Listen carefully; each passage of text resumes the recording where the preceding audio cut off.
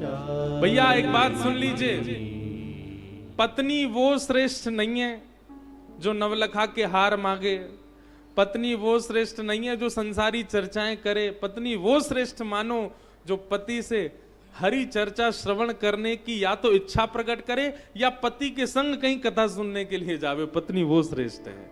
और ये बात हम नहीं कह रहे हैं, स्वयं महादेव कह रहे हैं, धन्य धन्य गिरिराज कुमारी, धन्य धन्य गिरिराज कुमारी, तुम समान नहीं को पुकारी, तुम समान नहीं को पुकारी। हे हिमालय पुत्री पार्वती, आप जैसा कोई उपकारी नहीं, आप अति धन्य हैं।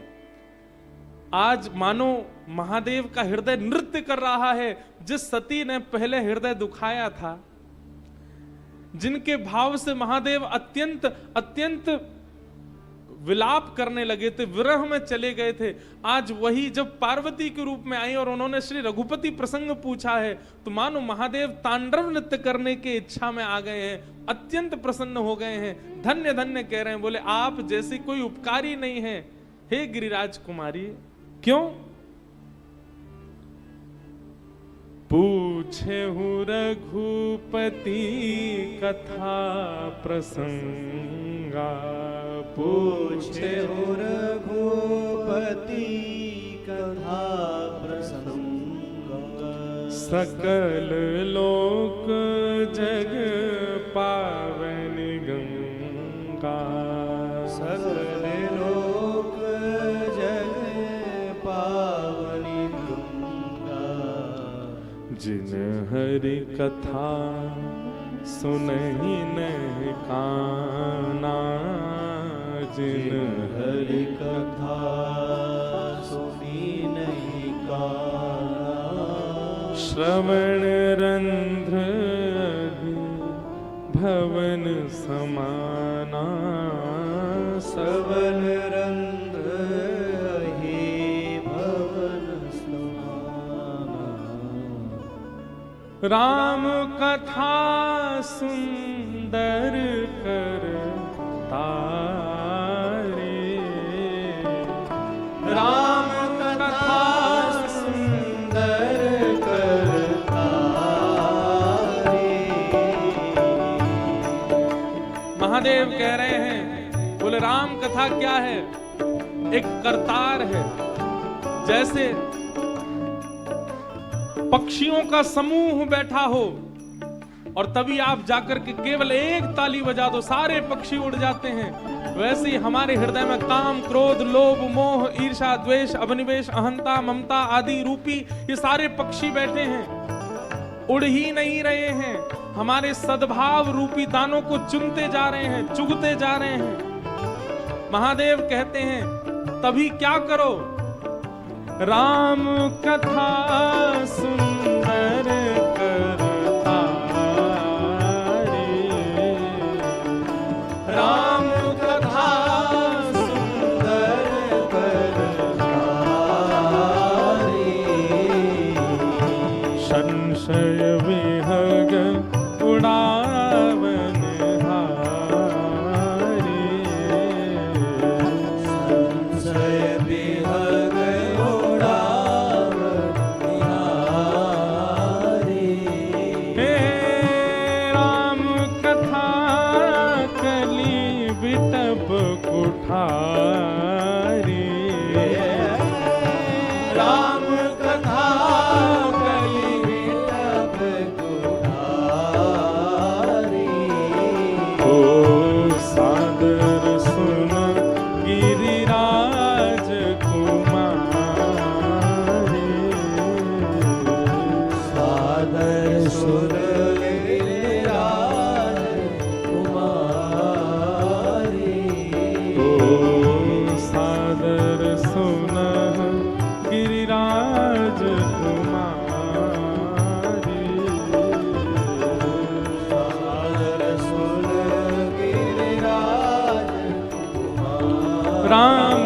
जन्म कर हेतु अनेका, राम जन्म कर हेतु अनेका, परम विचित्र सब एक ते का, परम विचित्र सब एक तेरा, जन्म एक दुई कहु बखानी,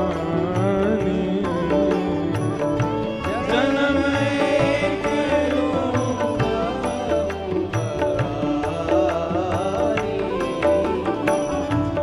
सावधान सुनु सुमति भवानी,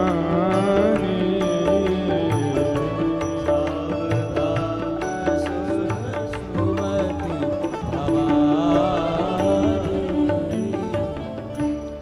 राम कथा सुंदर करतारी, संशय विहग उड़ावन हारी, राम कथा कलि विटप कुठारी, सादर सुन गिरिराज कुमारी। भैया, विवाह के बाद पति पत्नी को यह करना चाहिए क्या? जो नव विवाहित होने वाले हैं उनको तो हम पहले ही बता रहे हैं, और जिनके है चुके हैं उनको तो अब क्या बताएं, अब तो बहुत समय निकल गया, लेकिन फिर भी मानस जी बहुत सरल हैं, कोई भी सुना सकता है। कम से कम इतना करे, पत्नी को सन्मुख आसन बैठा करके और संपूर्ण मानस जी की कथा पत्नी को श्रवण करावे, जैसे महादेव सुना रहे हैं श्री पार्वती जी को, और इतने ही उत्साह से सुना। यहां मैं चौपाइयां पढ़ रहा हूं और मुझे महादेव अत्यंत उत्साह में दिखाई दे रहे हैं, कितने आनंद में भर गए महादेव। महादेव कह रहे हैं, बोले राम कथा क्या है? राम कथा कलि विटप कुठारी, कलयुग रूपी वृक्ष को नष्ट करने के लिए कुठारी यानी कि कुल्हाड़ी के समान है राम कथा। सादर सुनो गिरिराज कुमारी, हे गिरिराज कुमारी। अब देखो कितना सम्मान दे रहे हैं पार्वती जी को। जहां सती ने जब पहले इतना गलत किया तो वहां पर शब्द ही अलग थे, दक्ष कुमारी और आदि आदि सब भाव कह रहे थे, लेकिन अब भवानी भी कह रहे हैं, गिरिराज कुमारी भी कह रहे हैं, खूब सम्मान से पार्वती जी का नाम ले रहे हैं। क्यों? क्योंकि हरि कथा के प्रति जिज्ञासा प्रकट की है। सौभाग्यशाली हैं वो पतिदेव जिनकी पत्नी कहती हो कि कथा में लेके चलो, हमें कथा सुननी है। वो सौभाग्यशाली। उनको सबके सामने छूने में शर्म आ रही हो तो एकांत में पांव छू लो एक बार पत्नी के, बोले वाह भैया पार्वती जी आई घर में हमारे, कथा के प्रति इतनी रुचि। अच्छा, इस बात पे इतना लोग हंस क्यों जाते हैं? पूजनियों को बंधन करने में कोई दिक्कत थोड़ी होनी चाहिए।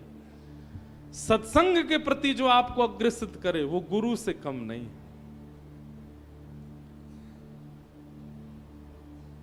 और हम एक बहुत अच्छी युक्ति बता रहे हैं। आजकल विवाह टिक नहीं रहे लोगों के।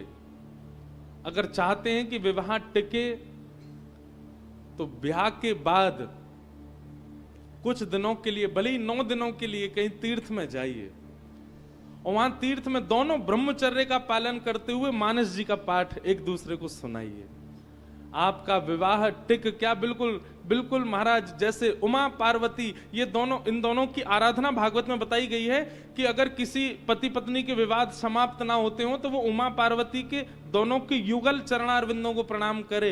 ये दोनों उसके युगल संबंध को दीर्घ काल तक बरकरार रखवाते हैं। उमा पार्वती, पार्वती जी और महादेव।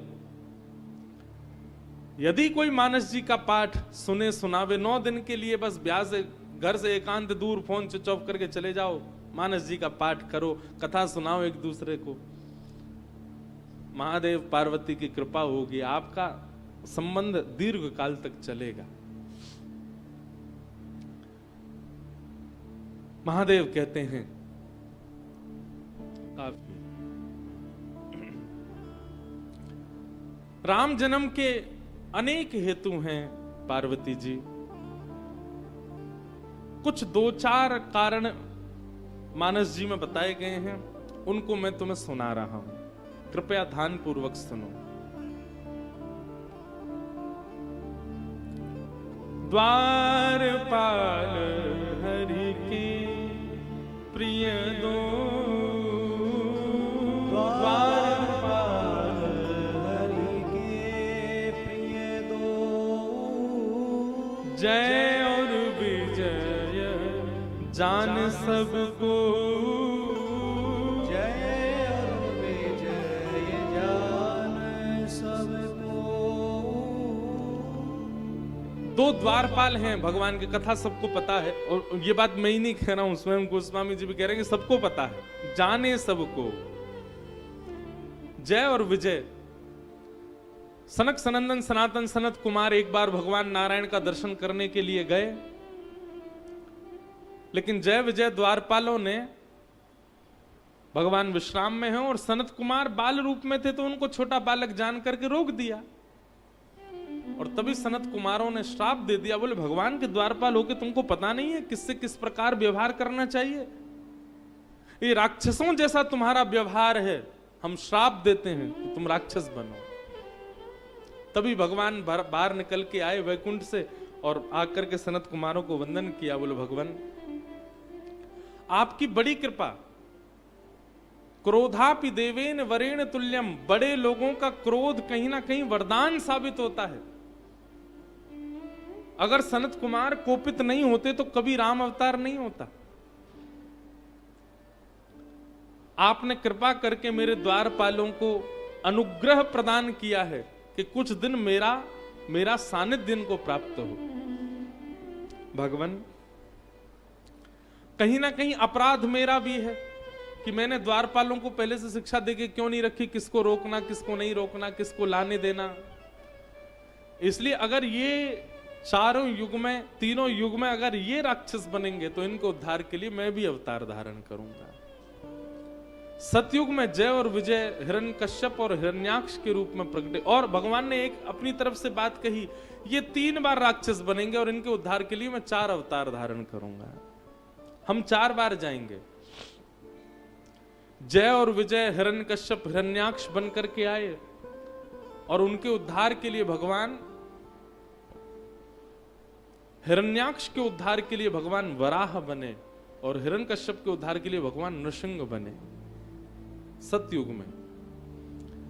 त्रेता में जय और विजय कुंभकर्ण और रावण के रूप में जन्मेंगे और इनके उद्धार के लिए मैं राम रूप धारण करूंगा।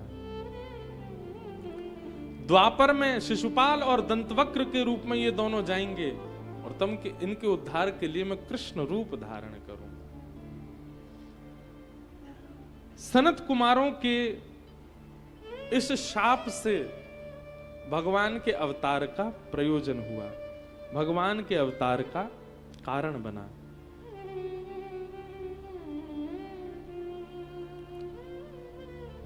फिर एक कथा जलंधर की सुनाई गई, जहां भगवान ने उसके उद्धार के लिए भी राम रूप धारण किया।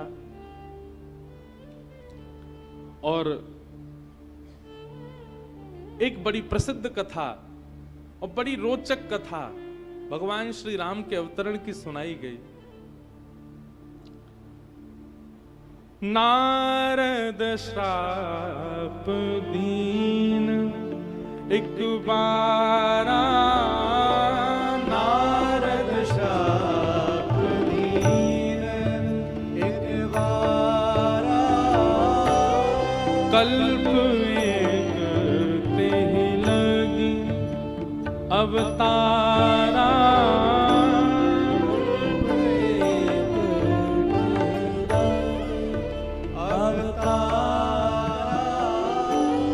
महादेव कथा सुना रहे हैं और सुनाते सुनाते कहते हैं, हे पार्वती जी, राम अवतार के पीछे एक कारण है कि एक बार नारद जी ने श्राप दिया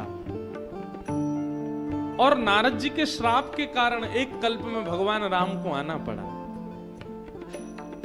नारद जी का नाम सुनते ही पार्वती जी के तो मेरुदंड सीधे हो गए, नेत्र खुल गए। गिरिजा चकित भई सुनी वाणी गिरजा चकित भई सुनवानी। नारद विष्णु भगत पुनि ज्ञानी। नारद विष्णु भगत पुनि ज्ञानी। नारद श्राप दीन एक बारा। नारद श्राप दीन एक बारा। हे पार्वती जी, आपके गुरुदेव नारद जी के श्राप की वजह से भगवान को आना पड़ा। सुनते ही पार्वती जी चकित हो गए। बोले मेरे गुरुदेव नारद जी, वे तो साक्षात नारायण के भक्त हैं, वे तो साक्षात विष्णु के भक्त हैं, वो कैसे श्राप दे सकते हैं? महादेव बोले पानी पियो छान के, गुरु बनाओ जान के। आपने ऐसे गुरु जी बनाए, देखो हमारे भगवान को उनकी वजह से अवतार लेना पड़ा। गोस्वामी तुलसीदास जी महाराज इतना सुंदर वर्णन करते हैं। पार्वती जी बोली अरे नहीं नहीं नहीं नहीं, आप हमारे गुरु पर प्रश्न मत उठाइए। तो आपके गुरु जी ने श्राप दिया भगवान को। पार्वती जी बोली नहीं नहीं, हमारे गुरु ऐसे नहीं कर सकते। कारण कवन श्राप मुनि दीना। ऐसा कौन सा कारण था जिसकी वजह से मेरे गुरु को श्राप देना पड़ा भगवान को? और फिर अगली पंक्ति क्या कहती हैं? का अपराध रमापति की। पार्वती जी कहती हैं जरूर भगवान ने कोई अपराध किया होगा, इसीलिए मेरे गुरुजी ने उनको श्राप दिया। महादेव बोले वाह पार्वती वाह, मतलब आप ये मान सकती हो कि भगवान ने अपराध किया होगा, लेकिन ये नहीं मान सकती कि आपके गुरु ने जबरदस्ती श्राप दे दिया है। पार्वती जी बोली आप जो कहेंगे सब स्वीकार है, पर मैं अपने गुरु की निंदा नहीं सुन सकती। मैं अपने गुरु के प्रति जो मेरा भरोसा, जो मेरा विश्वास है, मैं उसको नहीं डगमगा। जरूर भगवान ने कोई अपराध किया होगा। ये बहुत ऊंची बात है। आप भगवान को अपराधी मान रहे हो लेकिन अपने गुरु को नहीं। कहीं ना कहीं ये गुरु निष्ठा है। आजकल के पढ़े लिखे लोग इस बात पर ज्यादा मोहर नहीं लगाएंगे। आजकल के पढ़े लिखे लोग इस बात को ऐसा कह सकते हैं कि भैया ये तो अंधविश्वास हो गया, गुरु कुछ भी करे हम उसको माने ही माने। हमारी एक बात बहुत ध्यानपूर्वक सुनिएगा, गुरु शरीर नहीं होता, गुरु व्यक्ति नहीं होता, गुरु बुद्धि नहीं होता, गुरु मन नहीं होता, गुरु माता पिता के गर्भ से जन्मा व्यक्ति नहीं होता, गुरु चिता में जलने वाला व्यक्ति नहीं होता। अगर इन सब चीजों में गुरु का दर्शन आप कर रहे हो तो क्षमा कीजिए, आपने गुरु बनाया नहीं है। गुरु मानव नहीं है, गुरु बुद्धि नहीं है, गुरु जन्म लेने वाला नहीं, गुरु मरने वाला नहीं। चिनानंद रूप शिवोहम शिवोहम, वो साक्षात शिव है, वो साक्षात राम है, वो साक्षात परब्रह्म के समान है। वो गुरु दृष्टि अगर हो जाए तो मानो कि आपने गुरु बनाया है।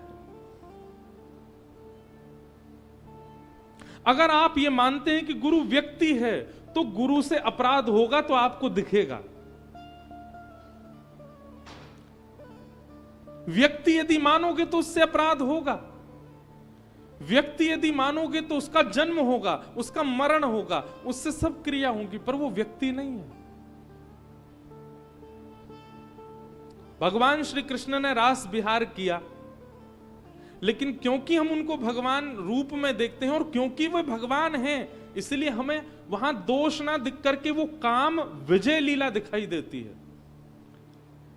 आप श्री कृष्ण को मानवी मान करके उनकी संपूर्ण लीला का दर्शन करोगे, आपको दोष दिखेगा लीला में, पर वो मानव नहीं है, वो परब्रह्म है। ठीक वैसे ही अब हम ये बात कह तो देते हैं, पर कहीं ना कहीं हमको सावधान भी करना पड़ता है कि आजकल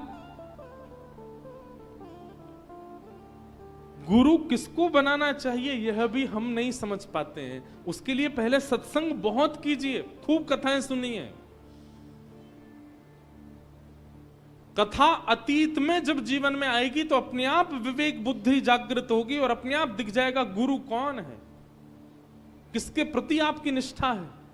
कहीं आप प्रभावशाली को तो गुरु नहीं बना रहे। प्रभावशाली गुरु नहीं होना चाहिए, स्वभावशाली गुरु होना चाहिए।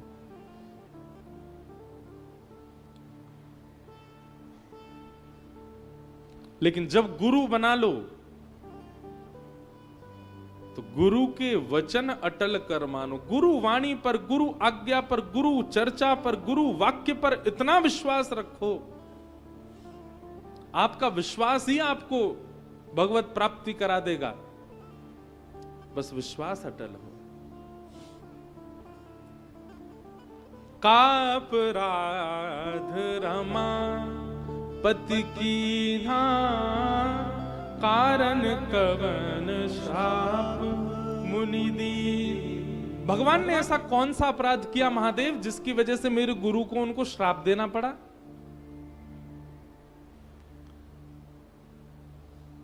महादेव हंसने लगे, बोले जय हो पार्वती जी, आपकी गुरु निष्ठा को प्रणाम। आपके इस गुरु भाव को मैं प्रणाम करता हूं जिसके आगे आप ठाकुर जी को अपराधी मान रही हो।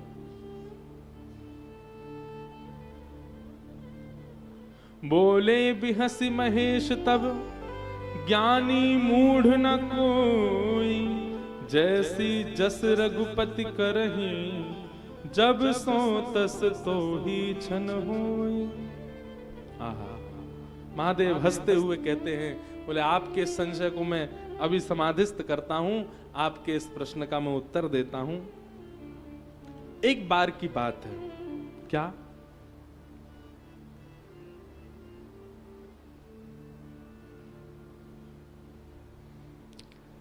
बद्रीनाथ की बात है। बद्रीनाथ में श्री नारद जी महाराज तप कर रहे हैं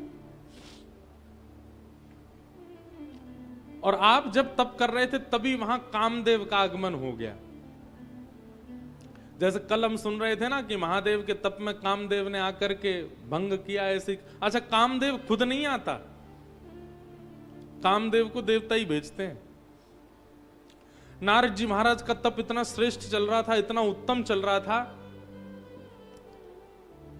स्वर्ग में बैठा हुआ इंद्र घबरा गया। इंद्र को लगने लगा कि कहीं नारद जी का तप इतना श्रेष्ठ ना हो जाए कि ये मेरी पदवी छीन ले मुझसे। इंद्र के पास एक ही बाण है, कामदेव। तुरंत कहा, बोले जाओ नारद जी का ध्यान भंग करो, इनकी तपस्या भंग करो।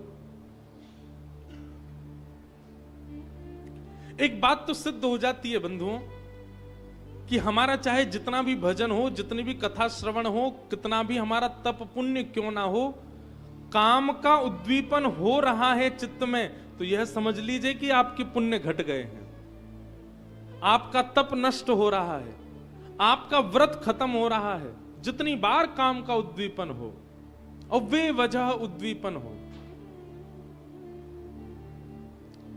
पुण्य नाशक भजन नाशक है काम।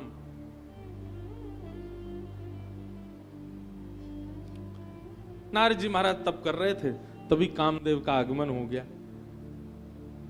और कामदेव ने आकर के सुंदर हवा बहानी शुरू कर दी। अप्सराएं नृत्य करने लगी, गंधर्वा आ गई, आकर के सुंदर सुंदर महकाने लगी, वातावरण को सुंदर पुष्प प्रकट हो गए। कामदेव ने अपने सबरे बाण चला दिए, लेकिन जिस प्रकार महादेव का बाल बांका नहीं कर पाया उसी प्रकार नारद जी भी ध्यानस्थ रहे, कामदेव उनका कुछ नहीं बिगाड़ पाए। कामदेव ने जैसे ही देखा कि भैया नारद जी का तो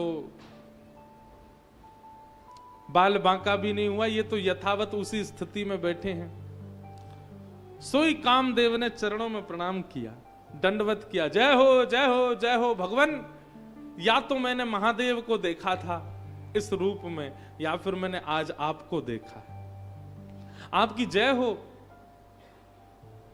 नारद जी महाराज के धीरे धीरे नेत्र खुले। अच्छा, एक बात सुनेंगे आप?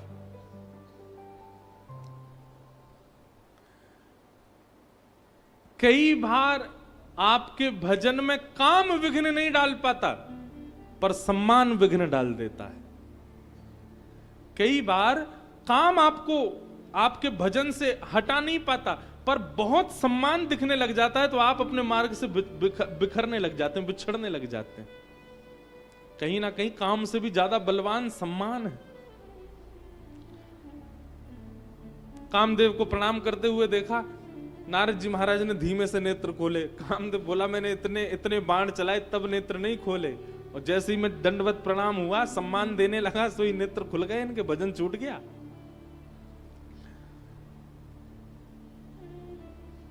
कामदेव बोला, मुझे क्षमा कर दीजिए, आपके भजन में मैंने विघ्न डाला, आप मुझे शाप मत दीजिएगा, आप मुझ पर नाराज मत होइएगा। भयऊ न नारद मन कछु रोषा, नारद जी ने कोई क्रोध नहीं किया।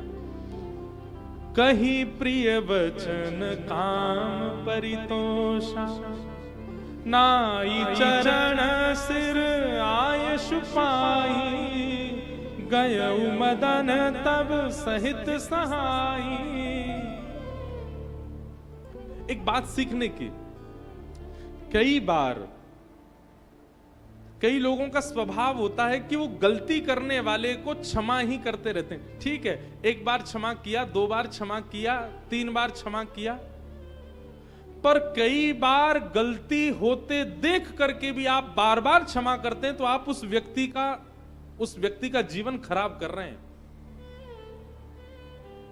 कभी कभी किसी को सुधारने और संभालने के लिए रोष करना जरूरी होता है, विशेष रूप से माता पिताओं को, विशेष रूप से गुरुजनों को, और कहीं ना कहीं कभी कभी पत्नी को पति पर भी, और पति को पत्नी पर भी। कभी कभी वो स्थिति बिगड़े ना, लेकिन सुनिए, हमारी बात को अन्यथा मत लीजिएगा, हम बार बार कभी कभी शब्द लगा रहे हैं। पता चली रामेश्वरम से जाते एक दूसरे के बाल पकड़ लिए, और महाराज जी कह रहे थे कि कभी कभी रोष जरूरी है। ऐसा रोष नहीं, रोष में अंग स्पर्श तो होना ही नहीं चाहिए। भगवान ने हमको 5 इंद्रियां इतनी खतरनाक दी हैं कि आंख और वाणी, ये 2 ही काफी हैं। इनसे ही कह दीजिए, इनसे। महादेव ने भी तो रोष किया सती के ऊपर, पर कभी भी स्पर्श नहीं किया सती को, या फिर कुछ ऐसा जो आजकल के कर देते हैं लोग, ऐसा कुछ नहीं किया। केवल व्यवहार से ही सती को अनुभव करा दिया कि उसने गलत किया है। ये एक बुद्धिमान व्यक्ति का लक्षण होता है। कभी कभी माता पिता को, गुरु को, पति पत्नी को संबंध बचाने के लिए और व्यक्ति को सुधारने के लिए रोष करना चाहिए। कभी कभी रोष के पीछे, क्रोध के पीछे उद्देश्य शुद्ध होना चाहिए, तो आपका रोष पाप भागी नहीं होगा। अगर आपका उद्देश्य शुद्ध नहीं है तो आपका रोष, अगर आपका उद्देश्य शुद्ध नहीं है तो आपका रोष पाप भागी हो जाएगा।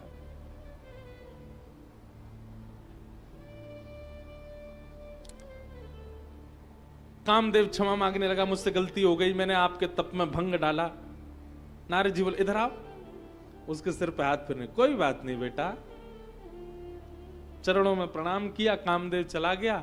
नारद जी महाराज लंबी श्वास लेने लगे, अच्छा तो हमने काम को जीत लिया।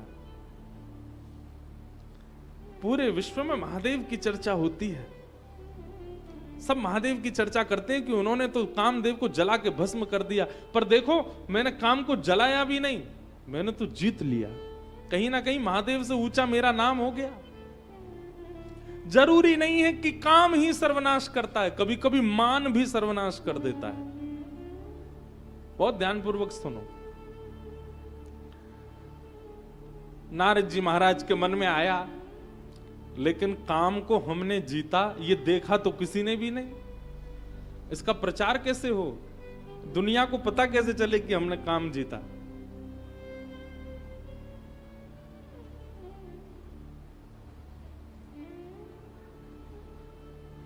तुरंत नारद जी बोले, बद्रीनाथ है यहीं बगल में ही, थोड़ी दूर पर ही कैलाश है, जाके महादेव को हम ही सुना देते हैं। नारद जी महाराज भजन करते भय, कीर्तन करते भय सीधे पहुंचे कैलाश। महादेव ध्यानस्थ बैठे हैं।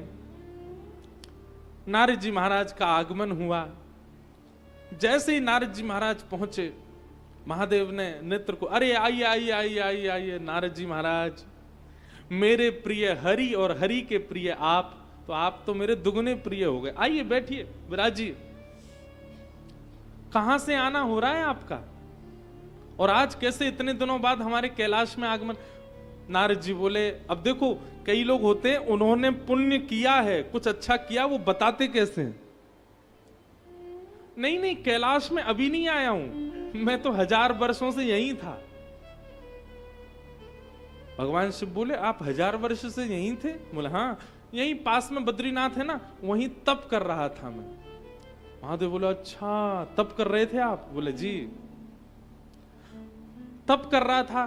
तो बोले, आपका तप पूर्ण हो गया? बोले, तप तो अभी मेरा और चलता 10-5 हजार वर्ष तक, लेकिन वो कामदेव आ गया था, और कामदेव ने आकर के मेरे तपन में विघ्न डालने का प्रयास किया। महादेव बोले, फिर क्या हुआ? बोले, कुछ नहीं, होना क्या था, जीत लिया मैंने। महादेव समझ गए, बहुत अच्छी बात है, जीत लिया मैंने। अब नारद जी बोले, आपने तो जला दिया था, आपने तो उसको जला करके राख कर दिया था, पर मैंने तो जीत लिया, और मारा भी नहीं, जीवित छोड़ दिया। सबका अपना अपना स्वभाव होता है महादेव, अब इसमें मैं और क्या कहूं। महादेव ने तिरछी नजर से नारद जी को देखा और कहा, नारद जी मेरा तो जल चुका है, दोबारा उठेगा नहीं, आपका जीवित घूम रहा है, दोबारा आ सकता है आपके पास। मेरा तो जल के राख हो गया है, पर आपका तो अभी भी जीवित है, सावधान रहिएगा। नहीं नहीं, अब तो हमारा चेला हो गया वो, अब थोड़ी आक्रमण करेगा। महादेव बोले, सब ठीक है। महादेव समझ गए कि अब ये प्रचार में लग जाएंगे कि इन्होंने कामदेव को जीत लिया। और क्षमा कीजिएगा, एक बात यहां पर पुष्ट होती है कि आप जब किसी दुर्भाव पर विजय प्राप्त करते हैं और उस दुर्भाव का जब प्रचार कर देते हैं, तो वही दुर्भाव प्रचंड होकर के दोबारा आएगा और आपका नाश करेगा। लोगों को अपने व्रत नियम बताने में बहुत आनंद आता है। हम ये नहीं करते, हम ऐसा नहीं खाते, हम वहां नहीं जाते, हम तो ये नियम करते हैं, हम तो सारी एकादशी करते हैं, हम तो सारे प्रदोष के व्रत करते हैं, हम तो ऐसा करते हैं। मत गाइए, नारद जी से सीख लीजिए। क्योंकि जब आप अपने नियमों का गायन करना शुरू करते हैं, या आप अपनी इंद्रिय के किसी विजय भाव का प्रचार कर देते हैं, तो वो एक ना एक दिन नष्ट होगा। प्रचार मत करो। आप किसी नियम में हैं तो अपने अंदर गुप्त रखिए, उसको प्रकाशित करने की आवश्यकता नहीं।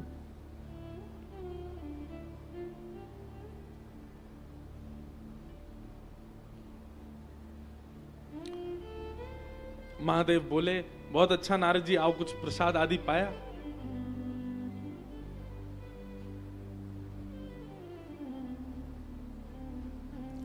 नारद जी बोले, अच्छा ठीक है, मैं चलता हूं। महादेव पहचान गए, बोले ये कहां जा रहे हैं? अब इनको लगा कि महेश को तो सुना दिया, अब जाकर के रमेश को सुनाऊं। रमेश मतलब लक्ष्मीपति, उनको भी तो बताऊं कि मैंने कामदेव जीता। सावधान किया महादेव ने। क्या? तिमि जनि हरहि सुनावहु कबहु, तिमि जन हरि सुनावहु कबहु, चले हूँ प्रसंग धुराएहु तबहु, चले हूँ प्रसंग धुराएहु तबहु। कितने भोले हैं महादेव। महादेव बोले, नारद जी आपने जो मुझसे बात कही ना यहां आकर के, कामदेव को जीतने वाली और तप वाली बात, ये कभी हरि को मत बताना, उनसे मत जाकर के कहिएगा इस बात को जो मुझसे कही है आपने आकर के। और इतना ही नहीं, चले हूं प्रसंग दुराए हूं तबहु, अगर कभी काम के विजय की बात भी चल रही हो और आप उस सभा में बैठे हो, तब भी आप कभी इस बात का प्रकाश मत कीजिएगा कि आपने काम पर विजय प्राप्त की है। दोनों प्रकार से उन्होंने नारद जी को समझाया कि आप इस बात को हरि से मत कह देना। पर कई बार ऐसा होता है बंधुओं, जब हमारी हित की बात कही जाती है तो हमको ये लगता है ये सामने वाला हमसे चिढ़ रहा है तभी हमको मना कर रहा है। नारद जी ने भी यही सोचा, बोले इनका तो प्रचार हो गया है तीनों लोकों में कि इन्होंने काम को जला दिया, अब ये नहीं चाहते कि मुझसे ऊपर कोई और जाए, इसलिए मुझे मना कर रहे हैं कि तुम हरि को मत बताना जाके। नारद जी महाराज बोले ये चिढ़ गए हैं तभी मुझको मना कर रहे हैं। नारद जी बोले नहीं मेरा क्या मतलब पड़ा है, मैं क्यों कहूंगा, और अपनी प्रशंसा अपने मुंह से कौन करता है। ठीक है महादेव चलते हैं। महादेव बोले ये मानेंगे नहीं, वहीं जाएंगे। और वही हुआ, कैलाश से निकलते ही क्षीर सिंधु गवने मुनि नाथा, क्षीर सिंधु गवने मुनि नाथा, जब बस श्री निवास श्रुति माथा, जब बस श्रीनिवास श्रुति माथा। सीधे कैलाश से उतर करके कहां गए, क्षीर सागर की ओर। और क्षीर सागर में प्रवेश किया। शेष नाग पर पौड़े हैं शंख चक्र गदा पद्मधारी श्रीमन नारायण भगवान। लक्ष्मी निवास भगवान चरण दबा रही हैं श्री लक्ष्मी जी। नारद जी महाराज पहुंच गए और नारद जी ने जाके जैसे ही कीर्तन करना प्रारंभ किया, हरिश शरणम हरिश शरणम हरिश शरणम, श्रीमते नारायणाय नमः श्रीमते नारायणाय नमः। नारायण भगवान को प्रणाम करने लगे तो और दिन तो नारायण भगवान पौड़े पौड़े ही आशीर्वाद देते थे, जय हो नारद जी प्रसन्न रहो। अच्छा एक बात हम आज मन में आ रही थी मेरे, क्योंकि श्री निवास भगवान का जब प्रसंग आया है, कल कथा 2 सत्र की होगी और कल कथा विश्राम हो जाएगी, फिर 31 तारीख आपके पास में खाली है, तो क्यों ना जिनका अगर चले बन सके क्रम, तो आप सब लोग यहां से थोड़ी दूरी पर ही श्रीनिवास भगवान प्रत्यक्ष बैठे हैं।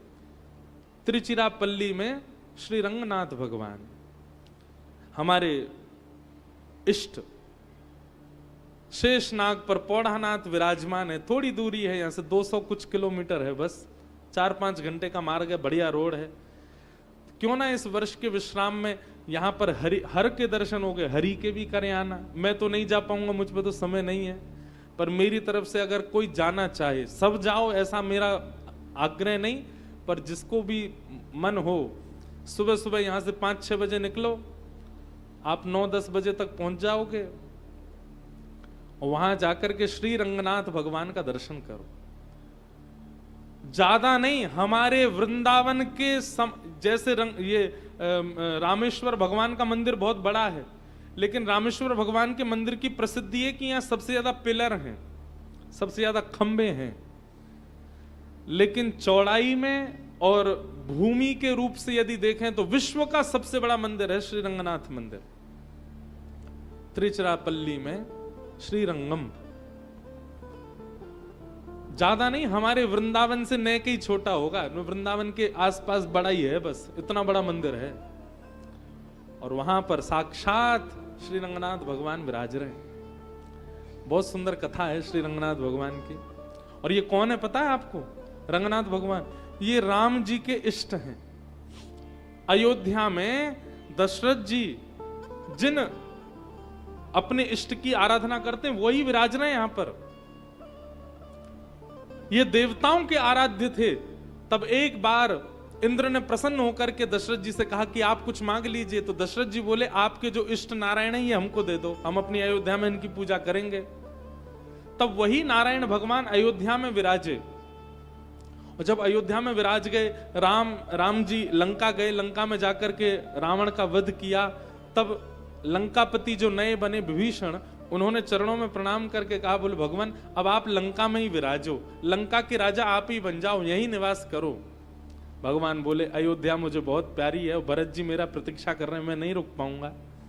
विभीषण बोले मुझे और कुछ नहीं चाहिए, बस आप ही चाहिए।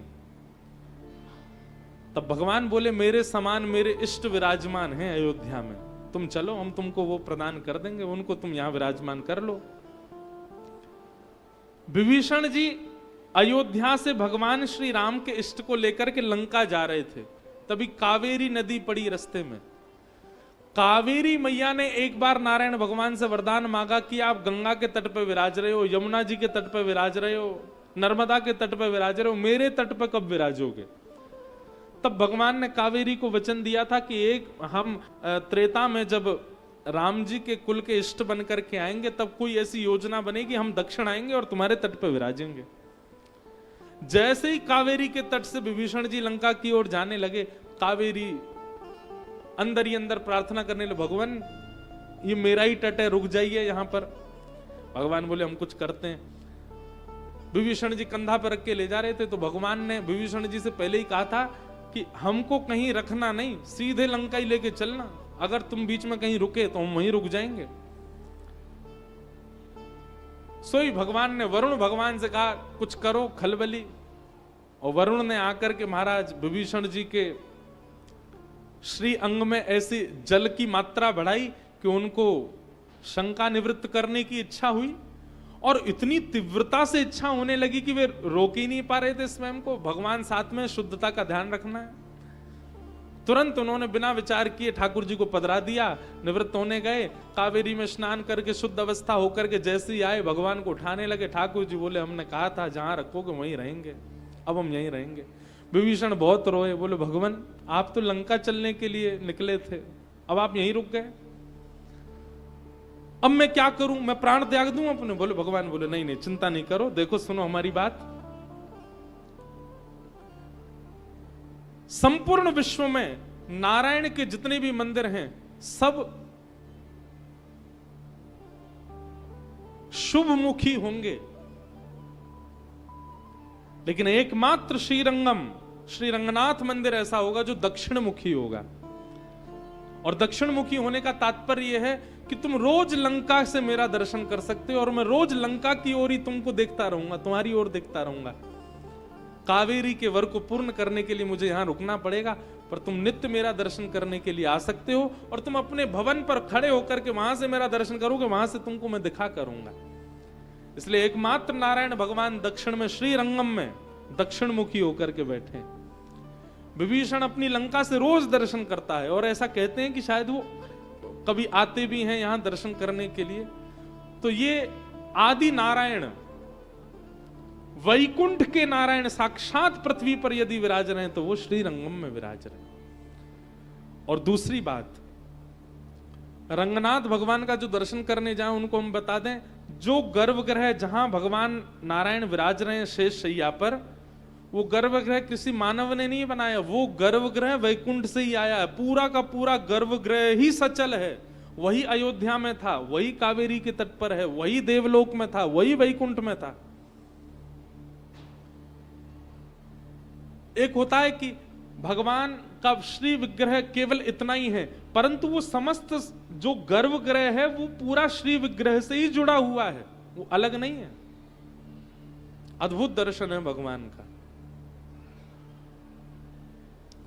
हमने एक बार दर्शन किए थे, तो वहां पर हाथी ठाकुर जी की मंगला करने आते हैं, और जब वो हाथी चिंघाड़ते हैं ना, हाथी की जो आवाज होती है उसमें वो बोलते हैं रंगा रंगा श्री रंगा, भगवान का वंदन करते हैं।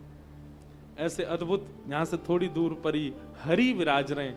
हर से मिल ली, अब हरि से भी मिल आना यदि समय मिले तो।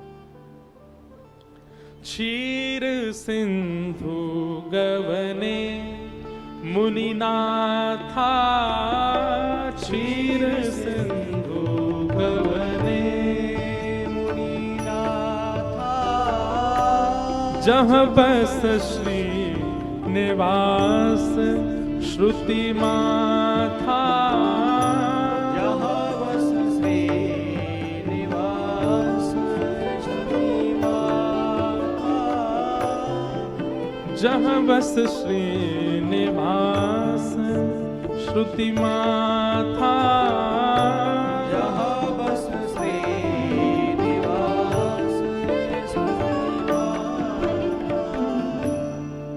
नारद जी पहुंच गए।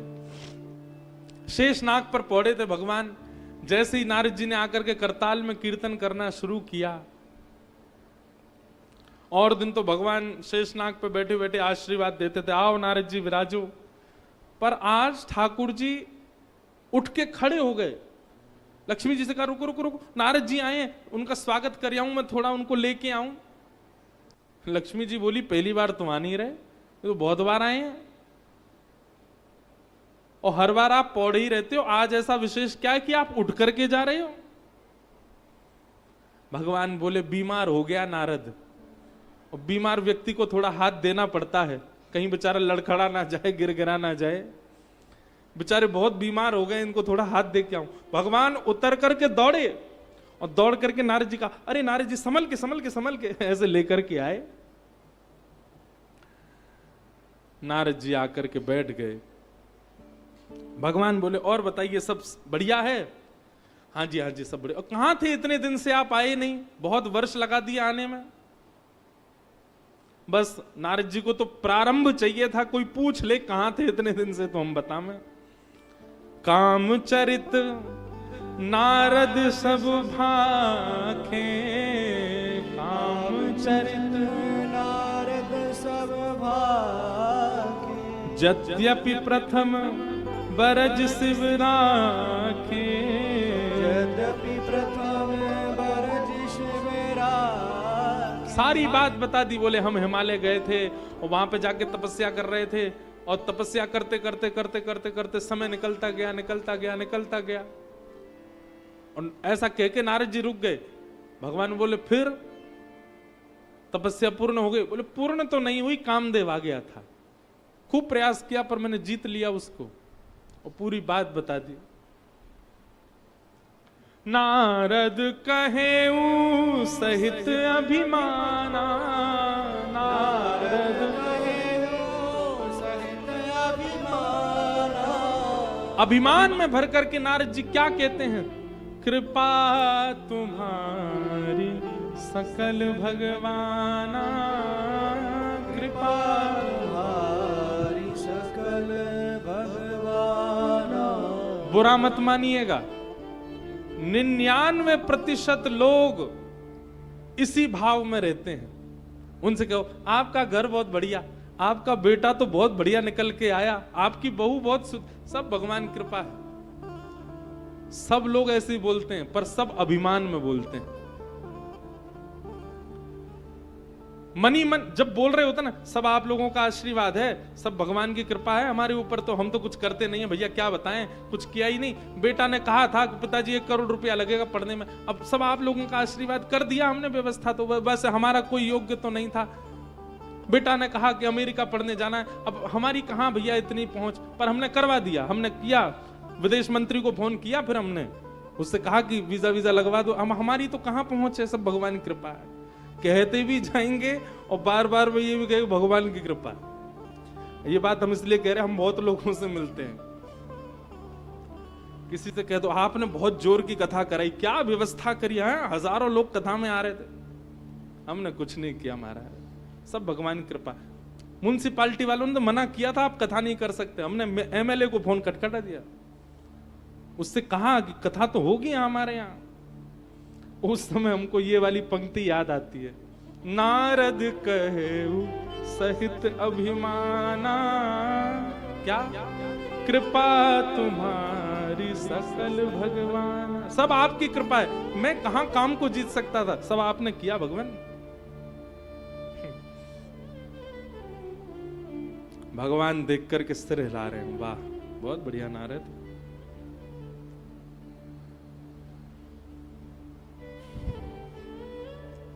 भगवान ने कहा कुछ पाओगे, पेड़ा लड्डू? नहीं नहीं नहीं नहीं भगवान, अब क्या, जब से काम जीता ना तब से रसना को भी जीत रहा हूं मैं, समस्त इंद्रियों को जीतने का प्रयास कर रहा हूं। भगवान बोले बहुत बढ़िया, ठीक है नारद जी फिर आइएगा। बोले हाँ मैं जल्दी आऊंगा।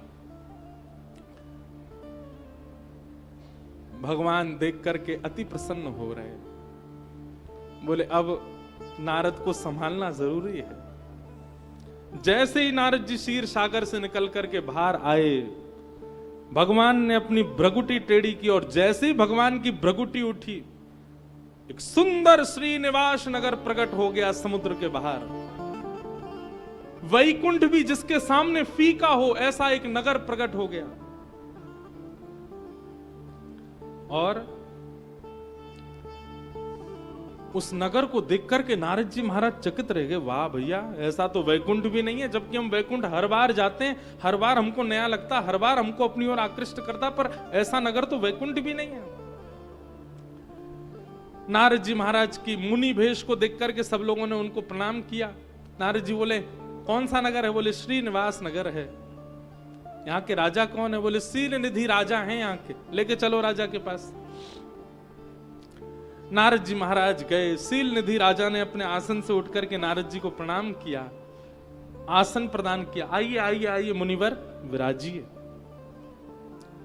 नारद जी महाराज आकर के बैठ गए। बहुत सुंदर है आपका नगर, बहुत बड़ी कृपा है, बहुत बढ़िया, सब कुछ, सबकी प्रशंसा करने लगे। शील निधि राजा ने सबका परिचय कराया। मैं शील निधि राजा हूं, ये मेरी सभा है, ये मेरे मंत्री, ये मेरे राजा, ये मेरे वो, सबका वंदन कराया। तभी दूर झरोके में उनकी बेटी खड़ी थी, उसका नाम था विश्वमोहिनी। देखो, बहुत समझने वाली बात। विश्वमोहिनी तासु कुमारी, श्री विमोह जिस रूप निहारी। जबकि होना तो ऐसा चाहिए था कि शील निधि राजा कहते, बेटी संत पधारे हमारे यहां पर, चलो प्रणाम करो, पर ऐसा नहीं कहा। शील निधि राजा क्या कह रहे हैं? नारद जी से कह रहे हैं, ये मेरी बेटी है, आप इसको यहीं से आशीर्वाद दे दीजिए। नारद जी ने कहा, कहां है बेटी? बोले वो खड़ी। जैसे ही नारद जी ने देखा, एक बार देखते ही महाराज उसका रूप लावण्य, उसके नेत्रों की मटकाहट, उसकी नासिका, उसके कान, उसकी मुस्काहट, उसका रूप देख करके नारद जी तो महाराज देखते ही रह गए। शील निधि राजा बोले, मुनिवर। नारद जी के नेत्र अपलक हो गए।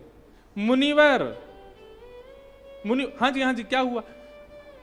बेटी है मेरी, आशीर्वाद दे दीजिए। क्या आशीर्वाद दें? उन्हें जल्दी ब्याह हो इसका, ऐसा आशीर्वाद दे दीजिए। और भगवान, आप जरा इसका हाथ देख करके बताएंगे कि इसके होने वाले जो पति होंगे वो कैसे होंगे, इसका भविष्य कैसा होगा? आहा, रूप देख करके तो तनिक काम उत्पन्न हुआ था, लेकिन विश्वमोहिनी ने आकर के जैसे ही अपना हाथ रखा, अच्छा विश्वमोहिनी कोई और थोड़ी है, भगवान की ही भ्रगुटी से निकले सब, माया है भगवान की। विश्वमोहिनी ने जैसे ही अपना हाथ स्पर्श कराया नारद जी से, नारद जी तो तन की सुध बुध सब खो गए, जन कौन से लोक में चले गए। मुनिवर, मुनिवर। नारद जी, हाँ क्या हुआ? हाथ देख के बताइए ना, हमारी लाली का भविष्य कैसा, इसका पति कैसा होगा। विश्वमोहिनी के हस्त कमल में साक्षात भगवान इसके पति होंगे, यह स्पष्ट लिख रहा है, परंतु नारद जी उल्टा ही पढ़ रहे हैं। लिखा तो यह है कि जगत नियंता जगदाधार इसके पति होंगे, पर नारद जी कह रहे हैं जिससे इसका ब्याह होगा वो जगतपति बन जाएगा, वो जगदाधार हो जाएगा। हाथ में लिखा तो यह है कि सर्व विजयी, जिनको कोई नहीं जीत सकता, ऐसे सर्व विजयी वो इसके पति बनेंगे, पर नारद जी उल्टा पढ़ रहे हैं, जिससे इसका ब्याह होगा वो सर्व विजयी बन जाएगा। काम जब सवार होता है ना, तो होता कुछ है, दिखता कुछ है, ये स्थिति हो जाती है। सब बातें बताने लगे, उल्टी सुल्टी बातें निकल रही थी मुख से। शील निधि राजा बोले, भगवान आपकी बड़ी कृपा, आपका आशीर्वाद मिल गया और आप इतने अच्छे समय पर आए। कल ही मेरी बेटी का स्वयंवर है, बड़े बड़े राजकुमार, यहाँ सुंदर सुंदर राजकुमार आ रहे हैं, आप भी आइएगा आशीर्वाद देने के लिए। नारद जी महाराज मन ही मन सोचने लगे, ब्याह तो हमारा भी नहीं हुआ है, ब्रह्मचारी तो हम भी हैं, आशीर्वाद देने नहीं आएंगे, तुमको ससुर बनाने आएंगे हम। कह नहीं रहे हैं, मन ही मन सोच रहे। अब तो नारद जी की स्थिति हो गई, महाराज जहां देखें जहां जामें चलते चलते मुस्कुराने लग जाएं। कभी वृक्ष कोई आलिंगन करके खड़े हो जाएं, ये विश्व मोहिनी है, मेरे पास है, क्या करूं, कैसे करूं, मेरा ब्याह कैसे होगा विश्व मोहिनी के साथ, कितनी सुंदर है। नारद जी बड़ी चिंता में पड़ गए, बोले हमारा रूप तो मुनियों जैसा है, हमारे रूप को देख के सब प्रणाम करते हैं, हमसे ब्याह कौन करेगा। हम भी राजकुमार होते, छरेरा बदन होता हमारा, हमारी भी तीछे बिल्कुल कमल जैसे नेत्र होते, हमारा भी स्वरूप वैसा घुंघराले केश होते, हम भी ब्याह करते। तभी नारद जी के मन में आया, इतने वर्षों से मैं हरि का भजन कर रहा हूं, आज तक मैंने कुछ मांगा नहीं है उनसे, आज अवसर है, आज मुझे मांग लेना चाहिए। नारद जी महाराज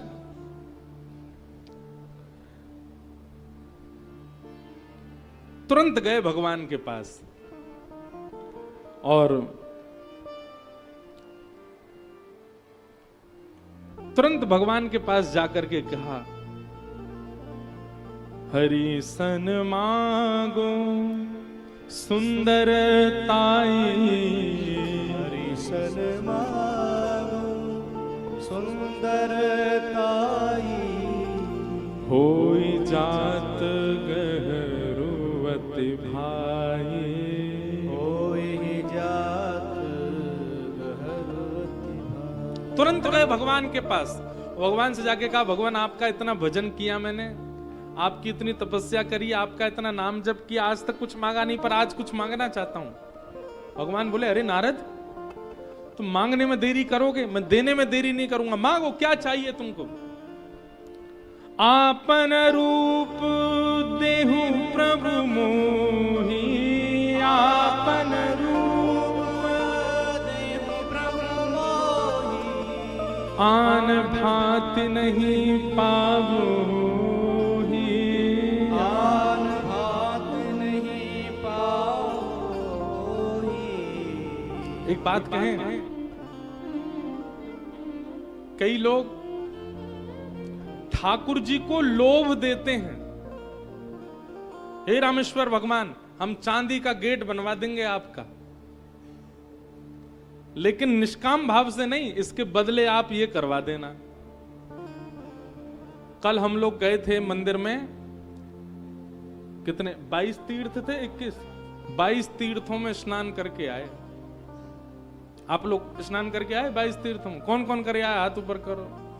वाह भैया, हम तो पहले कर आए, हमको लेके ही नहीं गए संग में, हम अकेले कल डोलते रहे वहां। 22 तीर्थों में कल स्नान करके आए। अच्छा देखो, हमारे अंदर भी थोड़ा सा लोभ आ गया कि हमको लगा हम ही करके गए, आपने तो किया ही नहीं होगा। पर आप सब खेले खाए हो हमसे पहले ही। तो कल हम 22 तीर्थों में स्नान करने गए। अब व्यक्ति जब वहां स्नान करता है ना, एक एक कुएं पे जाके, और एक कुआ से दूसरे कुआ पे जाता है, बीच में थोड़ी ठंडी सी लगती है, तो कहीं ना कहीं मन में आता है, हे रामेश्वर भगवान देख रहे हो, हम आपके देखो एक एक तीर्थ में नहा रहे हैं, जाड़ा लग रहा है, ठंड लग रही है, फिर भी नहा रहे, थोड़ी न कृपा कर दी हो हमारे ऊपर। ठाकुर जी कहते होंगे, एहसान कर रहे हो तुम मेरे ऊपर, स्नान करो। बिल्कुल मत करो, कौन सा हमारी गरज पड़ी है। और कल हम लोगों ने एक बड़ी चतुराई वाला काम किया। महादेव के पुत्र श्री कार्तिकेय जी दक्षिण में विराजते हैं अय्यप्पा स्वामी के नाम से। कौन? अय्यप्पा स्वामी। तो अय्यप्पा स्वामी के जो अर्चक हैं, उनको आप लोग देखेंगे रोड पर, वो काले वस्त्र पहन के घूमते हैं, काला पटका, काली धोती, और स्वयं भी श्याम वर्ण के ही होते हैं। वो जब हंसते हैं तो केवल आंख और दांत ही दिखते हैं उनके, उस पर भी श्याम वर्ण की कांति, श्याम वर्ण के वस्त्र। तो कल हम लोग गए तो ऐसे ही थे, हमारे संघ के सब पंडित जी लोग बड़े ऊधमी हैं। 10 लोग थे, 10 ने काले वस्त्र पहन लिए, हमने काला उपरना। अब हमको क्या है, अंदर के लोग सोचे ये अय्यप्पा स्वामी वाले ही आए हैं ये। अब वो हमसे यहीं की भाषा में बात करें, ए अन्ना। तो हम लोग भी खूब आनंद लें। हमको कहीं नहीं रोका गया, सब हमको बल्कि वीवीआईपी लाइन में और भेजा गया। बोले अय्यप्पा वाले हैं, बहुत थके आ रहे होंगे, इनको जल्दी जल्दी करवाओ स्नान। ये सब आनंद है। तो कहना क्या चाहते हैं,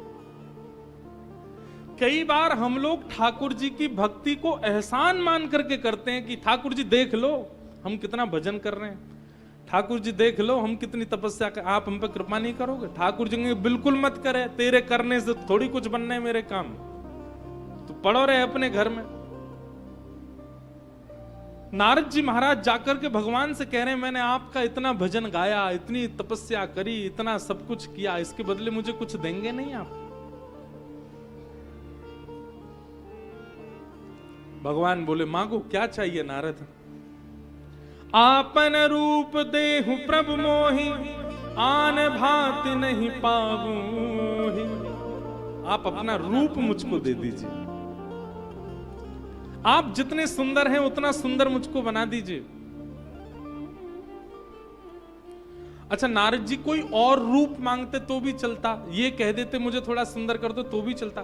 भगवान का ही रूप मांग लिया, आप अपना ही रूप दे दीजिए मुझे। लेकिन क्यों, कहीं ना कहीं नारद जी के जीवन में भक्ति है, इसलिए नारद जी कभी कभी बच जाते हैं। केवल इतना ही कह देते कि आप अपना रूप दे दो तो ये मानते कि नारद जी ने भजन नहीं किया है। लेकिन क्योंकि भजन किया है इसलिए अगली चौपाई में कहते हैं, जेहि विधि नाथ होई हित मोरा, जेहि विधि नाथ होई हित मोरा, करहूं सुबेगी दास में तोरा। करहु सुबेग दास में तोरा। बहुत सावधानी से सुनिएगा। जब आप ठाकुर जी से ये बात कहते हैं, जेहि विधि नाथ होई हित मोरा, करहूं सुबेगी दास में तोरा, हे नाथ जिससे भी मेरा कल्याण हो रहा हो आप वो मेरे साथ कीजिए। कहीं ना कहीं ये चौपाई बोलते समय हमारे मन में ये आता है कि मैंने तो ये सोचा है कि मेरा हित होगा कि मैं दुबई में शिफ्ट हो जाऊं। सब लोग बहुत सावधानी से सुनो, कुछ भाव चित्त में आ रहे हैं, श्रवण करो। अब हमने तो ये सोच रखा है कि हमारा कल्याण कैसे होगा, हम दुबई में बस जाएं, हम स्विट्जरलैंड चले जाएं, वहां व्यापार हो जाए। हमने तो मन में ये सोच के रखा है, पर ठाकुर जी ने कुछ और सोच के रखा है। जब आप ठाकुर जी से जाकर के कहते हैं कि जेहि विधि नाथ होई हित मोरा, आप मनी मन सोचते हो कि नाथ जिससे मेरा भला हो वो करिए। अब आप मनी मन सोच रहे हो मेरा भला तो उससे ब्याह करने में है, वहां जाने में है, वो नहीं करेंगे ठाकुर जी। ठाकुर जी को जिसमें आपकी भलाई दिखती होगी वो करेंगे ठाकुर जी। गोस्वामी तुलसीदास जी की कथा प्रसंग में एक कथा आती है कि गोस्वामी जी ब्याह नहीं कर रहे थे। खूब कथाएं होती थी, गोस्वामी जी की कथा सुनकर के लोग आनंदित होते थे, पर गोस्वामी जी ब्याह नहीं कर रहे थे। एक ब्राह्मण कथा में आते थे और गोस्वामी जी को कथा करता देख वो ब्राह्मण मन में सोचता था मैं अपनी बेटी का ब्याह इनसे कर दूं। उसने गोस्वामी जी से 2-3 बार कहा भी, हे तुलसीदास जी मेरी बेटी बड़ी योग्य है, आप उससे ब्याह कर लो। और गोस्वामी जी का कोई प्रत्युत्तर नहीं, माता पिता है नहीं तो किससे पूछें क्या, वो तो अपनी कथा में लगे रहते।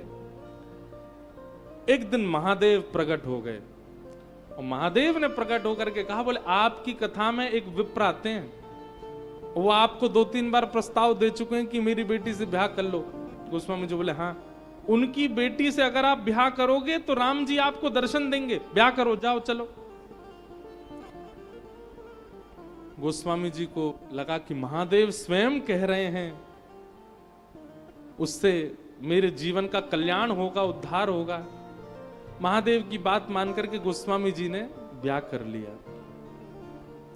लेकिन आप सबको पता है फिर क्या हुआ।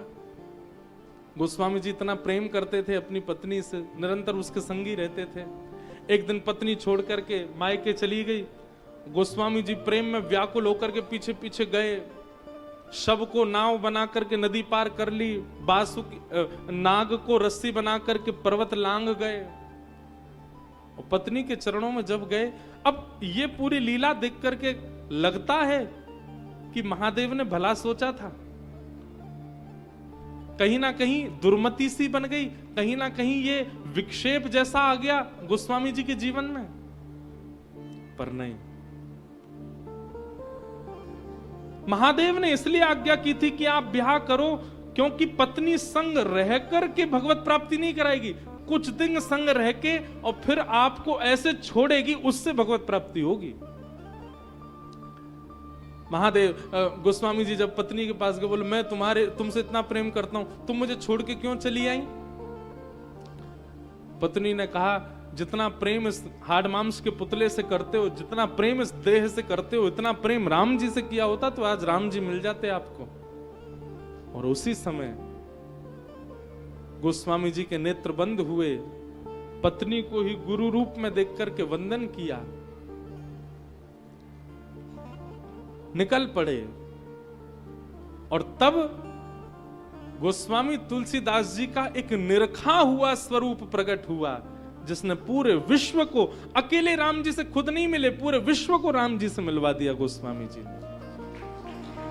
तो अगर आप सोचो कि महादेव वो पल्ली गली वाली मेरे जीवन में आ जाए, उससे मेरा हित होगा, गोस्वामी जी कहेंगे उसके आने से हित नहीं होगा, वो आके ठोकर मारेगी तब हित होगा।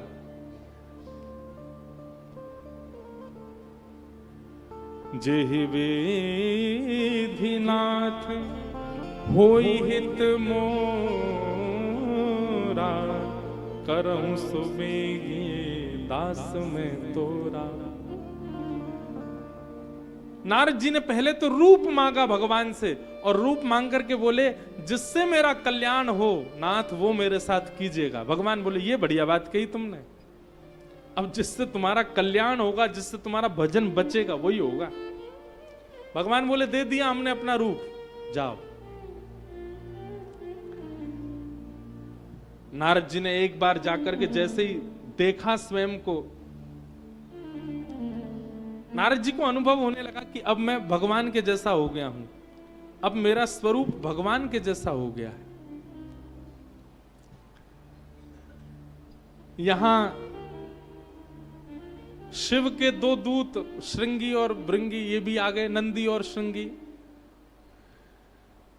अब ये दोनों नारद जी के रूप को देख करके नारद जी की बड़ी प्रशंसा करें, वाह कितना सुंदर रूप, कितना सुंदर मन। और नारद जी भूल गए, बोले अब तो हम बिल्कुल साक्षात नारायण ही हो गए।